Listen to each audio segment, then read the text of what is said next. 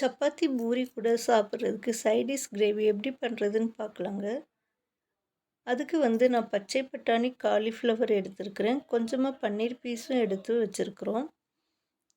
அரைக்கிறதுக்கு ஒரு பெரிய வெங்காயம், கொஞ்சமாக பச்சை மிளகாய், கொஞ்சமாக பூண்டு, இஞ்சி போட்டு நைஸாக தண்ணி விட்டு அரைச்சிக்கோங்க.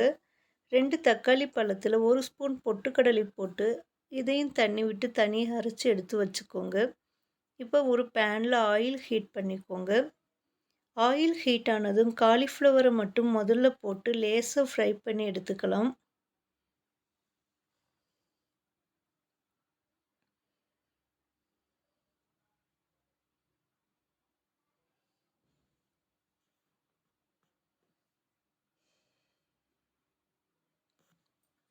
லேசாக ஃப்ரை ஆனதும் எடுத்துருங்க. அடுத்து பன்னீர் பீஸையும் போட்டு இந்த மாதிரி லேசாக ஃப்ரை பண்ணி எடுத்துக்கோங்க.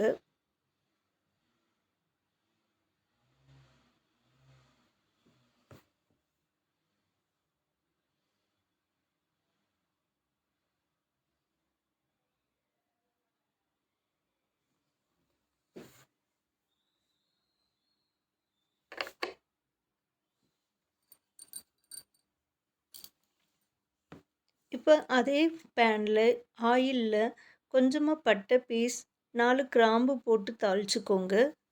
தாளிச்சிட்டு வெங்காயம் அரைச்ச பேஸ்ட்டை சேர்த்துக்கோங்க. வெங்காயத்தை நல்லா வதக்கி விடுங்க. எண்ணெயெல்லாம் நல்லா பிரிஞ்சு வரும், அந்த மாதிரி வதக்கி விட்டுருங்க.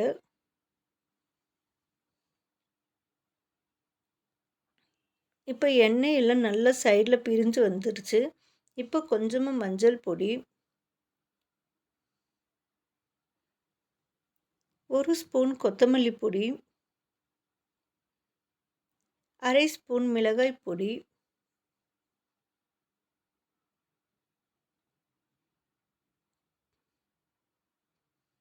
போட்டு மிக்ஸ் பண்ணி விடுங்க. மிக்ஸ் பண்ணி விட்டுட்டு கொஞ்சமாக தண்ணி ஆட் பண்ணி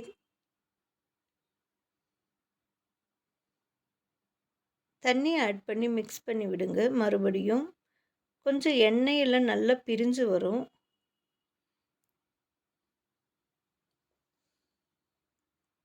அந்த சமயத்தில் அரைச்சி வச்சுருந்த தக்காளி பேஸ்ட்டை ஆட் பண்ணிக்கோங்க. தக்காளி பேஸ்ட் ஆட் பண்ணிவிட்டு அதே மிக்ஸி ஜாரில் கொஞ்சமாக தண்ணி விட்டு அதையும் ஆட் பண்ணிக்கோங்க. ஆட் பண்ணி நல்லா மிக்ஸ் பண்ணி விடுங்க.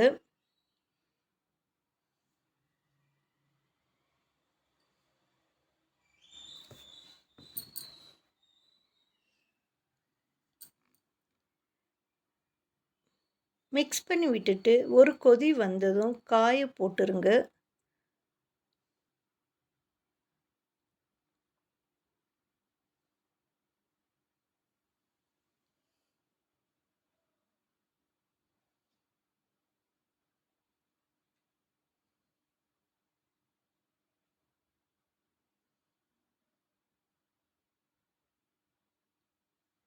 இப்போ கிரேவிக்கு தேவையான அளவு உப்பு போட்டுக்கோங்க.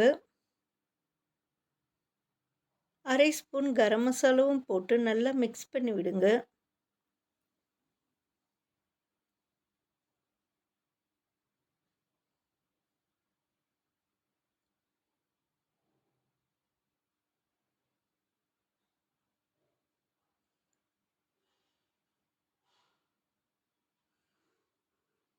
மிக்ஸ் பண்ணி விட்டுட்டு ஒரு மூடி போட்டு வேக விடுங்க கிரேவியை.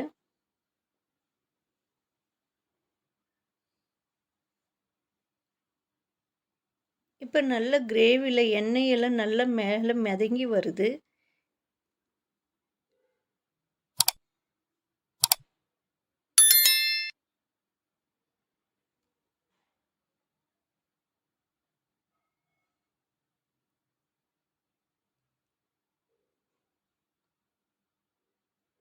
இப்போ கொஞ்சமாக சர்க்கரை சேர்த்துக்கோங்க. சர்க்கரை சேர்க்குறனால கொஞ்சம் டேஸ்ட்டு சூப்பராக இருக்கும். கடைசியில் பால் ஆடை சேர்த்துக்கோங்க.